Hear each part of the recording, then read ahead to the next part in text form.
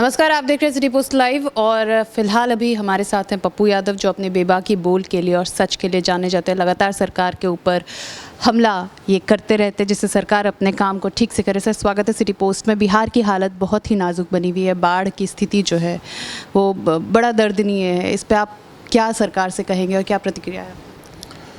देखिए, नेता और पदाधिकारियों ने बाढ़ को नियति बना दिया है, जनता ने इसको नियति मान लिया है। इसमें सबसे बड़ा दोष बिहार की जनता का है।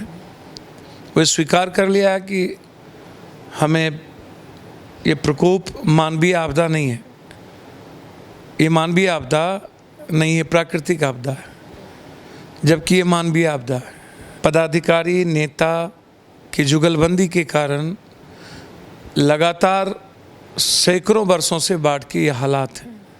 चाहे वो मुजफ्फरपुर की मौत हो, चाहे वो लू का सवाल हो, चाहे बिहार की गरीबी का सवाल हो, चाहे इस तरह का कोई भी मामला, चाहे पूना में आज मजदूर मरते हैं, तो इस तरह के जो भी हालात और मामलात हैं उसमें 40 सालों से जो लगातार सत्ता में लोग बने हैं, उसकी नीयत, उसकी इच्छा शक्ति, उसका जो वे है वो कंप्लीट मानवीय विरोधी वे है। जनता उनके लिए कोई प्राथमिकता नहीं है। सरकार यूपीए की भी थी, सरकार एनडीए की भी थी।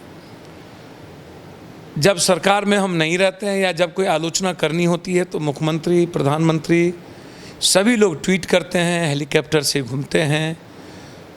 हमारे ही जनता के पैसे से वो 10 किलो 20 किलो आटा चावल पहुंचाते हैं। एनजीओ के लोग फटे भंगे मांग चांग करके लोगों को कपड़ा पहुंचाते हैं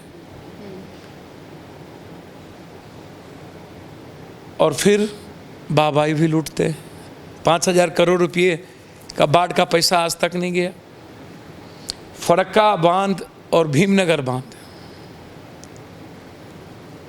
ये दुनिया को पता है कि ये जो नेपाल है वहाँ हर साल अत्यधिक बारिश होनी है और गर्मी में ग्लेशियर को पिघलना है, और जब काफ़ी गर्मी होगी तो ग्लेशियर दुगुने मात्रे में पिघलेंगे, तब भी हमको बाढ़ आएगा। नेपाल में जब बारिश अत्यधिक होगी तो स्वाभाविक है कि वो पानी को छोड़ता है, तो फिर बांध टूटने के कारण हम बैरेज को खोलते हैं। नदियों की गाद की स्थिति नेताओं ने इतनी विकराल बना दी है कि आम आदमी की जिंदगी जीना दुर्लभ हो चुका है। आज आप 17-18 जिले को रेड अलर्ट कर रहे हैं। आप कह रहे हैं कि रेड अलर्ट हम कर दिए। हम जानना चाहते हैं कि आज ऐसी स्थिति क्यों है? आप पहले से तैयार क्यों नहीं होते? अररिया में आज मधुबनी में बड़ी पुल टूट गई, फारबिसगंज में, वहाँ एक नाव की व्यवस्था नहीं है। बाढ़ के समय आप नाव की व्यवस्था नहीं रखते हैं। आप डिजास्टर को पैदा भी करते हैं और कहते हैं डिजास्टर आ गया। आप ना तो कोई राहत कैंप की तैयारी में रहते हैं, ना तो आप संस्थाओं को तैयार करके रखते हैं, ना ही आपका कोई ब्लॉक तैयार होता है। और आप पूरा अररिया, किशनगंज, मिथिला से लेकर के लगभग स्थिति विकराल हो गई। 36-37 फाटक खोल दिए गए। आपको आश्चर्य होगा। तो ये जो पूरे के पूरे साल आप काम करते हैं, ये बांध को, नदियों को धन पशु मान लिया, कमाने का जरिया। बाढ़ से ही नेता लोग अपनी पार्टी के लिए धन संग्रह करते हैं। नेताओं का, पदाधिकारियों का घर चलता है, ऐशो आराम की जिंदगी जीते हैं, मजे लेते हैं। बाढ़ तो नेता और पदाधिकारियों के लिए उत्सव है, आनंद का एक जरिया है। बाढ़ नहीं आता है तो इन लोगों का पर्व भी नहीं मनता। ये लोग बाढ़ को मनोरंजन और उत्सव का केंद्र बिंदु, क्योंकि जब आदमी के द्वारा डिजास्टर पैदा किया जाता है नेताओं के और पदाधिकारियों के द्वारा, तब ये फ्लड फाइटिंग के नाम पर बाढ़ के समय हजारों करोड़ रुपए को बर्बाद कर देते हैं। बोरा के नाम पर, बालू के नाम पर, बांध को रिशफ हो रहा है वहाँ बांधने के नाम पर, एस्पर के नाम पर, कई चीज़ों नहीं। पानी में हम पत्थर गिरा देंगे, कहाँ गया पत्थर और कितना गिरा दिए? वो हज़ारों ट्रक गिरा दिए, लाखों ट्रक गिरा दिए, कुछ नहीं हुई।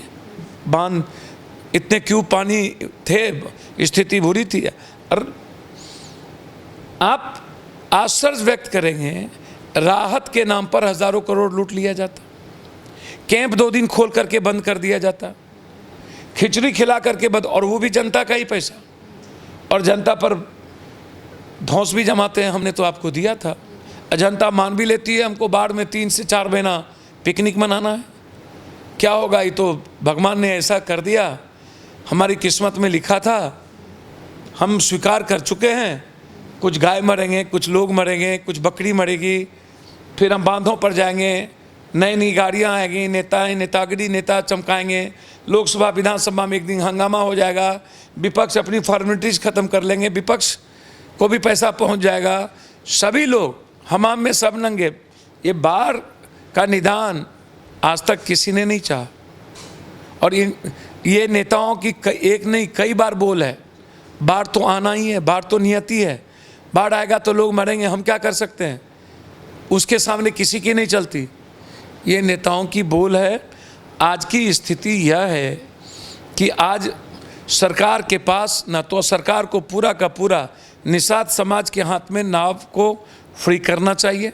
सरकार को जितनी कंपनी सालों भर 5 साल काम करती है, बड़ी बड़ी कंपनियां, जो अभी सीतामढ़ी और मुजफ्फरपुर मोतिहारी के बीच 2 बांध टूट गई और उस पर अभी तक आप कार्रवाई नहीं कर रहे हैं। योजिका कंपनी लगातार 10 सालों से काम कर रही है और करोड़ों अरबों रुपया लूट के यहाँ से ले जा रही है। कोसी बांध अब रिसप हो रहा है, नभट्टा केदली सब चीज़ों लगभग गांव के गांव ख़त्म हो गए, मैसी में स्कूल ख़त्म हो गया। तो इसके दोषी कौन है? जो दोषी हैं उसको जिम्मेदारी तय करिए, कंपनी पर FIR कीजिए, 302 का मुकदमा कीजिए, बांध टूटता है तो ऐसी कंपनी को ब्लैक लिस्टेड कीजिए, जीवन में कहीं उसको काम ना मिले, और जो जिम्मेदारी है उसको तुरंत इस्तीफा लीजिए, उस पर कार्रवाई कीजिए।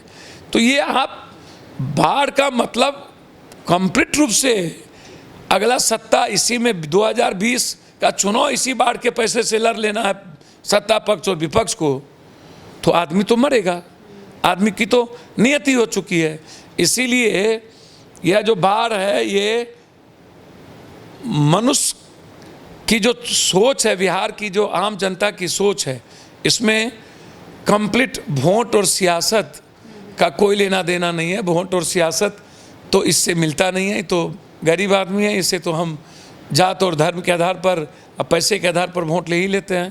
तो इसलिए बाढ़ एजेंडा नहीं है, एजेंडा है 3 महीने के अंदर हम लोगों के सेंटीमेंट को कैसे जीतेंगे, ये एजेंडा बन। तो ये हमारे साथ थे विपक्ष के रोल में बहुत स्ट्रांगली खड़े उतर रहे पप्पू यादव, जो आपके हर सवाल का मेरे ख्याल से जवाब उन्होंने दिया है, और आप इनके सवालों से अगर सेटिस्फाई हैं, खुश हैं, तो आप इनके वीडियोस को लाइक कीजिए, शेयर कीजिए, और कमेंट में इनके लिए आप सवाल भेजिए ताकि हम इनसे दोबारा आएँ और आपके सवालों को पूछें। नमस्कार।